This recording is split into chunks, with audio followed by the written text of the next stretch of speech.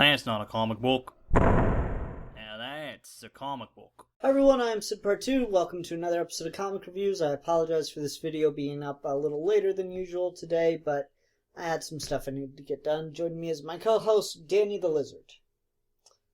Strong but silent type. Anyway, let's go ahead and get started. Pretty big week this week. So we have Batman Beyond number 3. I gotta say, 3 issues in, it's really starting to drag for me. And I know, it's only 3 issues, it's not that long, but that's quite a while. That's 3 months invested in the story, and so far it just hasn't picked up for me very much.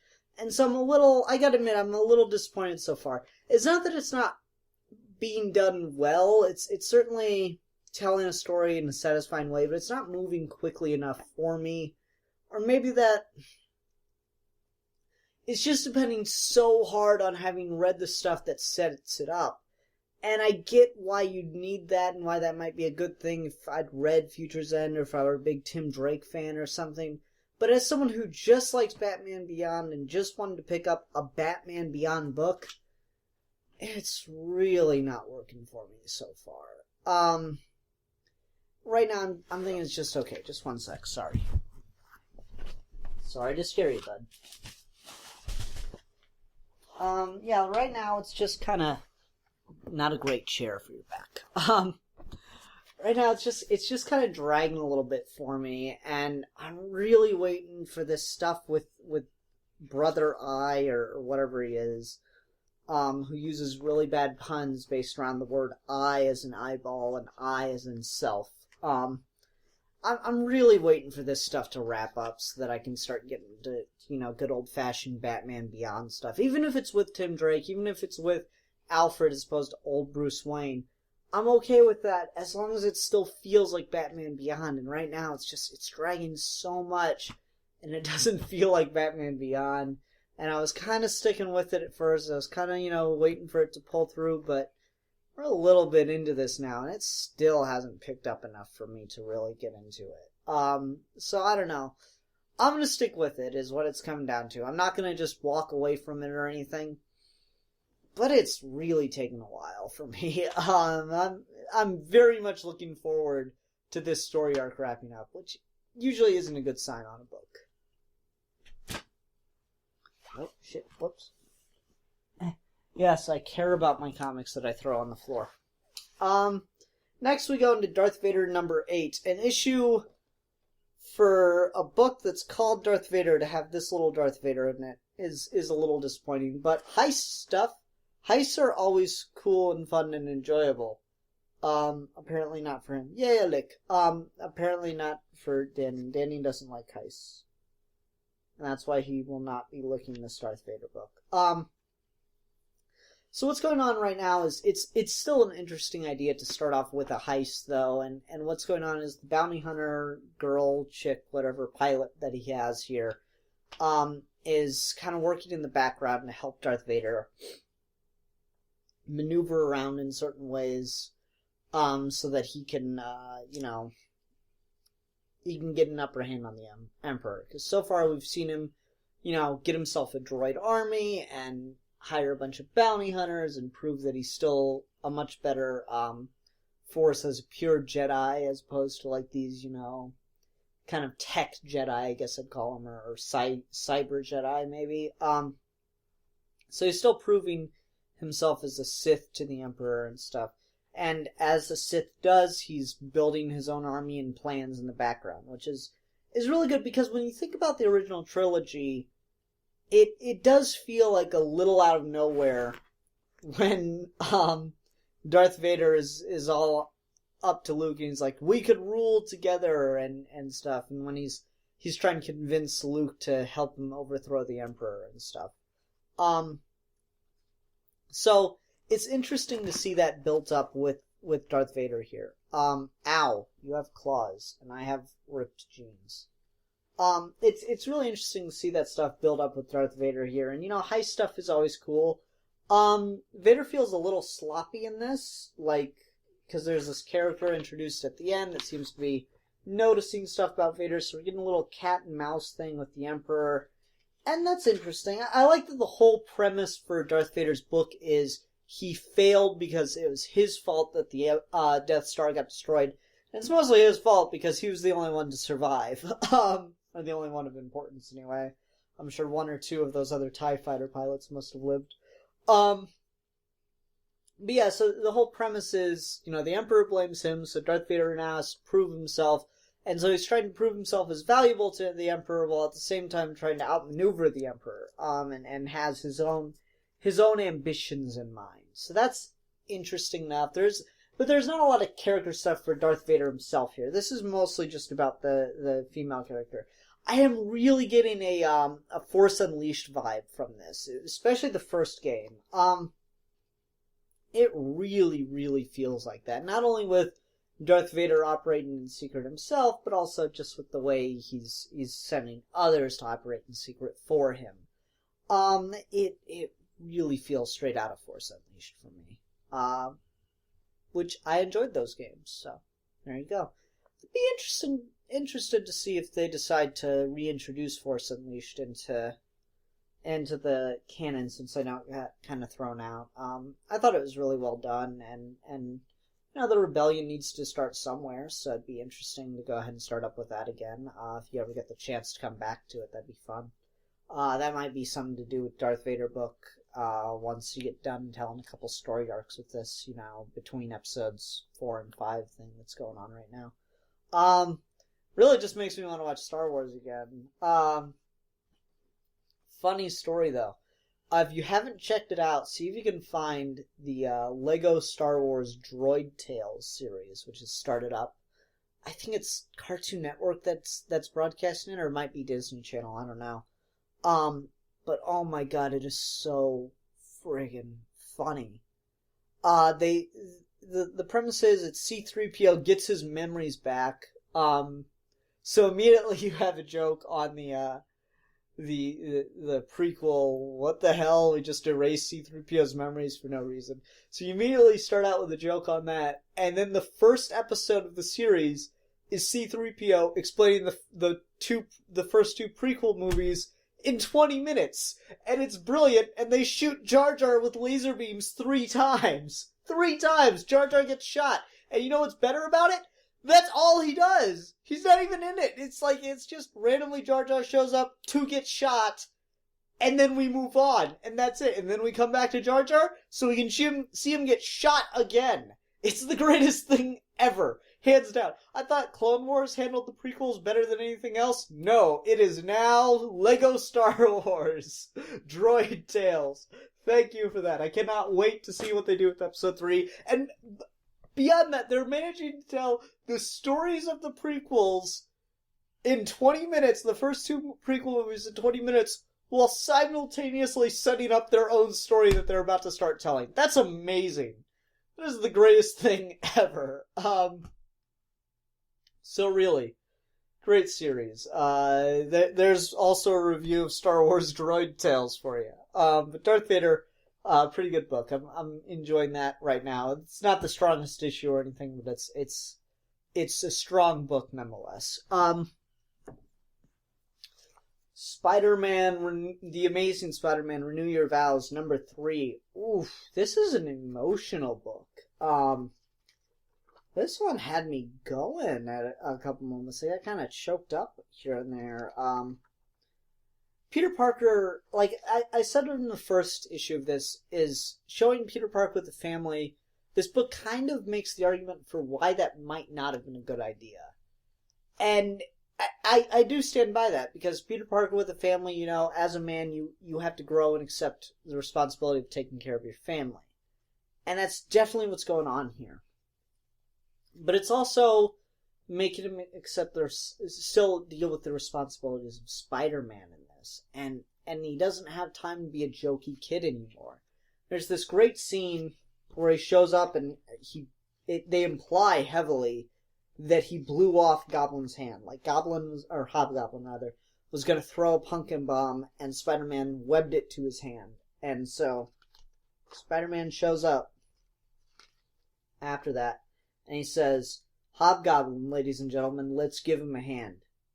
And it's just this really intimidating panel. It says, "What, not funny? Good. I'm not or good, I'm done being funny. And then he's going to fight the rest of the Secret Six, which is really just cool. Like it is a dark Spider-Man. And it shows the reality of what Spider-Man would have to become if he had to worry about his family. Aunt May, I'm sure in the comics she's been threatened before. Eddie Brock knocked on the door and says, "Can Peter come out to play in Birth of Venom?" Aunt May was always kind of threatened, and so was, Gwen Stacy famously died, and Mary Jane at different times was always in danger. So, obviously there's been threats to Peter's loved ones before, but never to his family in that sense of it's his job to protect them now. Peter's never really had to deal with that in the past, where it's actively they're the thing being threatened in full. And so seeing Spider-Man grapple with that is really fascinating and really interesting. One thing I don't like about this is in the beginning we're seeing stuff with this Regent guy who black supervillain, cool. And we see all the dead heroes, I assume, that he's like captured, and I guess he's keeping their bodies for research and giving himself their powers, or I suppose that's what's going on. It's not very clearly explained. But one thing I don't like is he wants to know that if he absorbs Spider-Man's powers, will he be able to maintain them? And then he's implying that Spider-Man is somehow more important than all the other heroes. And I personally don't care for that type of storytelling. One of the great things about Peter Parker is he is just a normal dude. He's a bright kid, but all in all, he is a normal, everyday guy. So when you make and Spider-Man is a great superhero and everything, but he's not the greatest superhero. He's not Spider-God. Like, we have Bat-God, and he's not that. And so I don't know, I kind of resist in a lot of ways that sense of Spider-Man somehow more important. His powers are vital and the most important thing this guy could possibly have.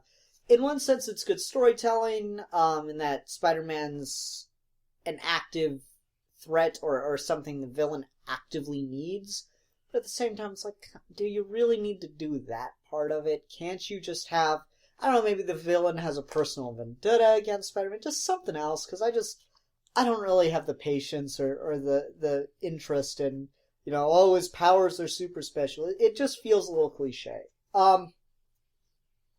It is cool to see the black suit back, even though it's only a fabric suit. That would have been really interesting with how this book opened with the death of Venom.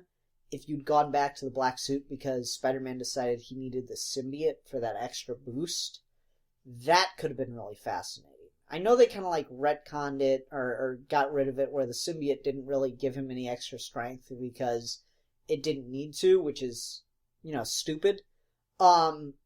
In the original comics, but I know some other stuff has dealt with the symbiote actively makes Spider-Man physically stronger and improves his powers in a number of ways. And I tend to like that sense better. So it would have been interesting if they introduced that as well and balanced it with, Venom got killed in the beginning of this. I would have liked that, but I don't. It might come up. More in the black suit around it. It does seem to be inviting that, but we'll see what happens. Maybe it was just an excuse to get the black suit in canon one more time. Still a really good book, though. Just all the stuff I have to say about it, it shows just how interesting this all is and what it's making you think of. So I cannot recommend this enough. This has been a really good series. I missed it on the stands maybe last week. I don't know when it came out, but it wasn't in my normal comic shop. I just happened to go to another one down the street from my normal one. I know it's crazy, right? I just happened to go to another one today because I wanted to see if they had some other books, which they did, and we'll move on to those. Superman Action Comics number 42. and they still don't explain the meaning of life in this, which is disappointing. I haven't read Action Comics since Morrison stepped down. I just, I'm not a huge Superman fan. I read that book specifically because Morrison was on it. But this caught my eye because they're going back to kind of what Morrison was doing with the, t-shirt, jeans, and boots. And even though I like the Kryptonian thing, I do kind of enjoy when writers go back to just Superman at his roots. I mean, this really is Superman at his roots. Look at that S symbol. It looks like Fleischer. So that's really interesting, and it's also a very poignant book because we have nonviolent protesters being attacked by riot police who are goading them into fighting. So this really is. I got into this because I saw Alex talking it up on Twitter, and this is entirely what you think it is. This is Socialist Superman, and it's been a while since we've had that, which is what's great to see. You are so fat. Jeez. Sorry, he's distracting. Maybe I shouldn't have him in videos, but he adds to the adorable factor. I mean, look at him. He's got a fat belly. Anyway. But yeah, so we get Socialist Superman in this. And so he's standing with protesters, and we get just this hateful, like, just, you can feel the bitter rage that this, I guess he's a commander or captain or whatever, it's a police guy, he's in charge of the SWAT team that's about to beat the shit out of protesters. And he says, "All right, Kent, my name's Brighton." Oh, his name's Brighton, there we go. "You've got 1 second to get the hell out of here. Why are you?" "1. All right, now that's out of the way. Now that that's out of the way. Why? 'Cause I'm tired of cleaning up after your fights. I'm tired of even hearing words like Brainiac and Zod and Doomsday. And I'm tired of your word meaning more than ours when we're the ones who actually bleed and die for this town. So let me tell you how this is going to go down. We're going to beat the hell out of you, and you're going to crack, and you're going to fight back. And then we're going to roll over every other moron on the street. Metro SWAT move out, and so then we get the superpowered cops in. And they just start wailing on Superman. And yeah, he does break, and he does get up and start fighting once people's lives are in danger. And he first person he hits is the damn captain. And so I'm really interested to see where this goes. Lois Lane reveals Superman's identity at the same time as he loses his powers. I don't know exactly what's going on with what caused that, but God, Superman is always just so much more interesting to me when you kind of bring him down a little bit. That's what Bruce Timm did in the animated series, and it really worked to have Superman be a little, not depowered, but just, not godlike. It's just really hard to write Superman well when he's just a completely unbeatable god. It's useful when you can have someone actually be a threat, actively be a threat to Superman. That just makes him easier to write and more engaging. So the only way to do it when he's pure god mode is to, essentially have him fight bigger and bigger enemies. That's where you get Doomsday and everything. And that's certainly interesting and cool within itself, but then you start getting away from the human element. And not that you can't write godlike Superman well. One of my favorite Superman stories, if not the best Superman story ever, is still Grant Morrison's All-Star Superman. But it is really useful to have, just a lower down Superman, especially, if we're starting the universe over again, or not quite starting over again, but if we're going back to formula with Superman again, it's better to start fresher with a lower powered Superman, because then you can build him up and you can have him get to the god status, and you can actually make that take a couple years this time, unlike how they kind of forced Morrison's hand into pushing him up to that high level right away. It's beneficial to have Superman, be a little depowered for quite a while. Just on a level where he's actually a threat that can be taken down, as opposed to, he can just do whatever he wants. I mean, you heard me talking about Superman Earth 1. He clearly could do whatever he wants in there, and it's so interesting. So it's not that you can't do it well both ways. It's just, if you're starting off canon universe Superman, and you're planning to continue the series for a long time, give the writer some outs. Oh, well, Superman can't do that yet. He's just not at that level yet. He's working on it, though. So that's really good stuff. And like I said, this is really poignant. I almost wish I could go back in time and just make DC publish this issue shortly after all the Ferguson stuff was going on. This would have been even better a year ago, but we are starting to see how the pop culture is reacting to the issues, the social issues we've been dealing with for the last year. And so we're starting to see how that's changing things. And comics are, of course, a great window into pop culture. And so, really, really enjoying this. I'll probably pick up Action Comics for a while at least. I'm not sure how long I'll stay on the book for, but I think I'll add it to my list for a while. And just when it stops being this good is when I'll drop it again.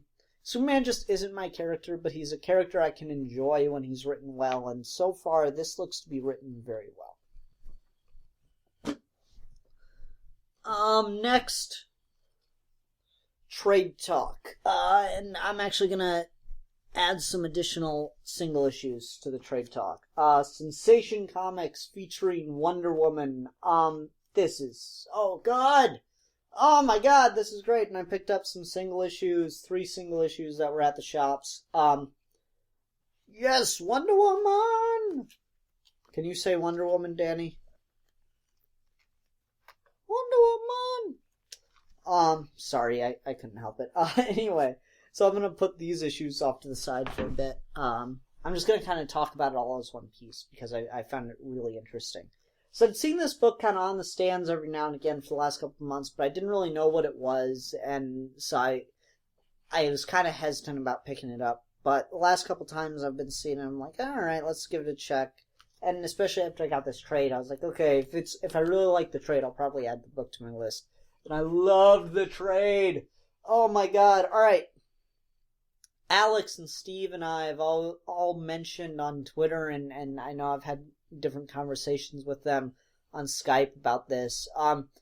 If you love or enjoy, one and done storytelling in comic books, you just get a 22-page story, this is the book for you to be picking up. If you like Wonder Woman, but you don't like the direction they took her in the New 52, this is the book for you to be picking up.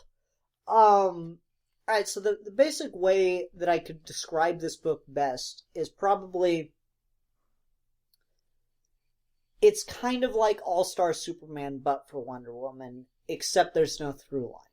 It's just kind of that, it's in its own universe, honestly, this is written in such a way that it's whatever universe the writer wants. You obviously have the New 52 costume on the cover, and there is at least one story in which she is clearly in the New 52, because there's a reference to her dating Superman. Where's it at?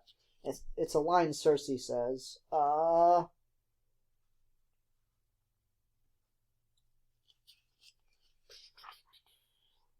Aw, poor thing, it looks like I have the upper hand at last. Unless you want to call for help, I hear you're quite close to someone super. So, I mean, and she's wearing the New 52 costume there, so it's clearly set in New 52 continuity. But at the same time, the second page of the first issue has Oracle. Barbara Gordon, paralyzed Oracle, in it. So, if you miss Barbara Gordon, fucking pick this book up! Yeah! Listen to what I say. So no, this is a great series, and all it is really doing is just whatever universe the character or the writer wants to set it in is the universe that it's in. And so you even have some that looks and reads like Silver Age or Golden Age stuff. Wonder Woman even gets bound up by chains, so really Golden Age stuff. It's a Supergirl fight, so that's fun. I don't love the art in it, but it's still cool. It's still a fun story, fun, cute little story. And the other thing about this, it is really an all ages book. There are stories in this that feel like they can that have kind of dark or somber endings. Then there are stories in this that are just really fun and lighthearted, and then there's stuff in the middle, and there's stuff with a lot of good messages in it. And the art usually does a pretty good job of reflecting the kind of story you're getting, so you could really pick this book off the shelf and look through the art to tell what kind of tone you're going to be setting here. But this last story, which I'll say some more about, because I think there are two stories in this I really want to talk about. This last story really does set a tone for, or it really does, the art does set a tone for the story that you're getting there. I'll talk about this story real quick. So it revolves around, Themyscira kind of keeping tabs on Apocalypse at times, which I find interesting enough. But what's really cool about it is, Wonder Woman is sent on a mission to Apocalypse to recover 2 spies that got left there. And she finds out that the spies have set up a plan to try to blow up Apocalypse. And after she's captured by Darkseid, she absolutely does not accept this plan of theirs and volunteers to go destroy the bomb because it's been deposited into the planet's core, and it's deposited into the fire pits, and it's on its way to the planet's core.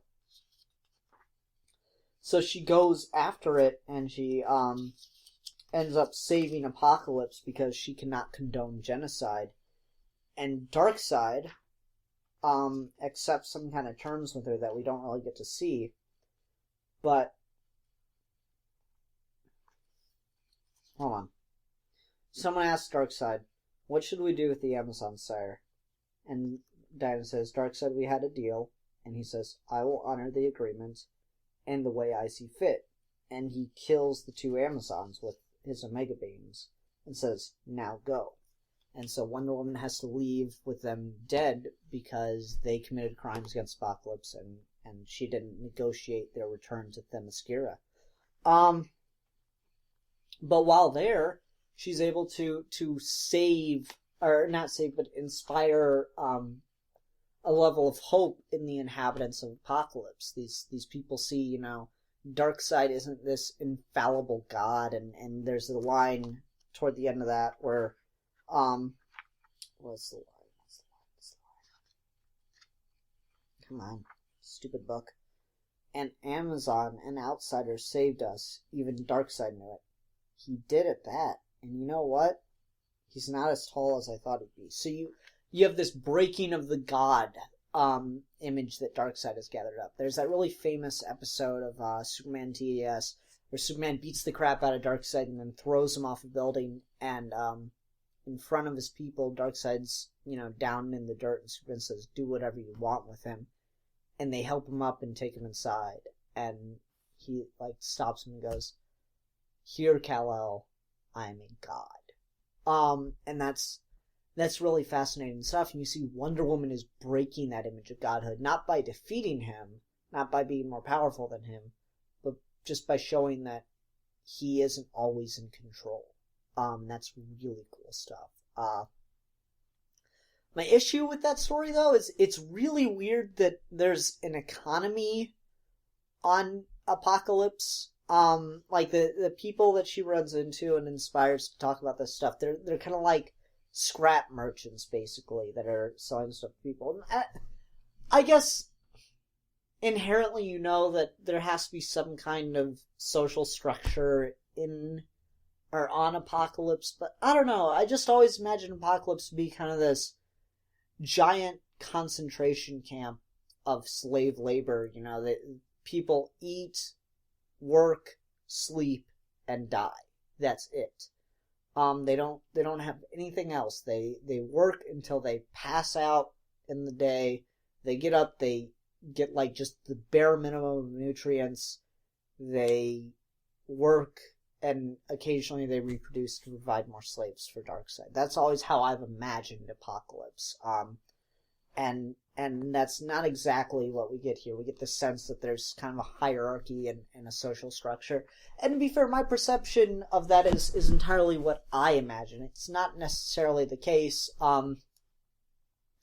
you could easily make the argument that, or you could easily show me issues from other stuff that have shown kind of like life on Apocalypse, as it were. So I was just personally caught off guard with that. So it might not be a major problem, but I did think it was really weird that there was merchants on Themyscira.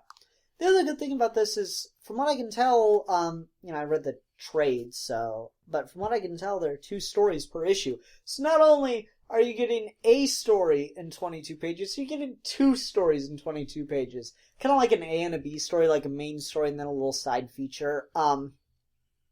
Let's see here. This last issue, issue number 12 it was. This one had a pretty long A story that involved Poison Ivy on Themyscira, helping them defeat Typhon at the quest of Gaia. And that's this section of the book right here is all that. And then, let's see here, 1, 2, 3, 9, 10. So about half the book, but most of that's art. There's not a ton of story going on with that. It's Wonder Woman getting offended at something Dr. Destiny did in her town, and going on vacation at Bruce's suggestion to this little Appalachian town that's kind of been terrorized by Solomon Grundy, and she goes and beats up Grundy, and that makes her feel better. Whatever. Just it's the nature of getting in a fight to clear your head, so that makes sense. That's in line with her character in some ways. But overall, it's just a really great series. If you miss like that classic Wonder Woman feel, if you don't like what's been going on in the New 52, which I understand, I don't agree with, but I understand people's criticisms, then this is really the book to pick up. There's a lot of sweet moments in it. The other story I wanted to talk about in the main trade is the New 52 story. So Wonder Woman beats up Cersei and blah blah blah, not that important. Bunch of different writers too, by the way. She defeats Cersei, and I think I've skipped the story. I totally have.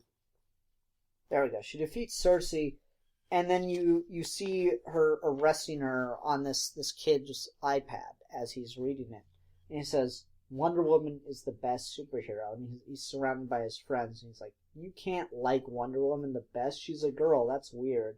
And they're like making fun of him for it. And he says, "It's not weird, she's a hero." And they're like, "Ew, Aiden likes girl stuff, Aiden likes girl stuff, Aiden likes girl stuff." And then Wonder Woman lands behind them and says, "Is there something wrong with girl stuff?" "Nothing's wrong with girl stuff, but boys should like boy stuff." "Oh, really? Says who?" And she snaps off a piece of the golden lasso and hands it to the kid. She's like, "Next time anyone says you can't like something, put this in their hand and ask them again. Because the truth is, being true to yourself is never wrong." She gives him a kiss on the forehead and walks away. And the kids are like, "Whoa, you just got kissed by Wonder Woman. Awesome." It's like it's just such a sweet, sweet book. Or sweet, sweet story. Like the Cersei stuff's a cool little action fight scene. Cersei's doing her thing, turning people into centaurs, animals, whatever. But the way it ends is perfect, and that it's New 52 Wonder Woman is like, yes, take that. So I mean, it's superficially New 52 Wonder Woman, but it is New 52 Wonder Woman. One of the weird things, so this is the cover for issue number 6, the one with the Apocalypse story in it, I believe. Superman's not in it. That was one of those weird, annoying things that happens. I never know what to think about that. What time am I at? I never know what to think when that happens. Like, okay, way to not put the character that's on the cover in the book. It's funny, Superman's not even in this entire book. The only issue that Superman is in, so far at least, has been, if I'm remembering correctly, has been this issue. And even then, he's not really Superman. He's Super Pig. And Batman's a stone statue made so by Medusa. So yeah, this has been an interesting read, and I really like this book. This is a lot of fun, just classic one and done stories with the character, and I've really missed that stuff. Of Of course, the best thing about comics is that they never end, but at the same time, there's something that you lose when you're only able to, read a book that's being written for long format. I mean, I love trades. I love long runs that build and tell these epic stories. That's always really cool to read. But you need to pump the brakes every now and again and just tell a good, quick story in comic books, because that's truly what they are best at, is just a quick one-two punch story. So this just hits me in all the right notes. One, it's Wonder Woman. Two, it's sweet and perfectly captures her character.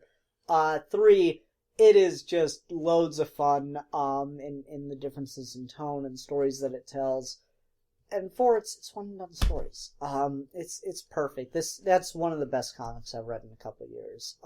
Like new comics, current, ongoing stuff. It's really well done stuff. I've really enjoyed that book. But anyway, that'll about wrap up this week's comic reviews. Thanks for sticking with me once again. Sorry this was uploaded so late. If you have any suggestions of current books coming out that you would like for me to pick up, then please let me know in the comments below. Or if you have any trades that you suggest I should pick up, please let me know as well, and I'll do my best to get a hold of them. Until next time, I'm Sid Part 2, and this is Danny the Lizard, saying bye.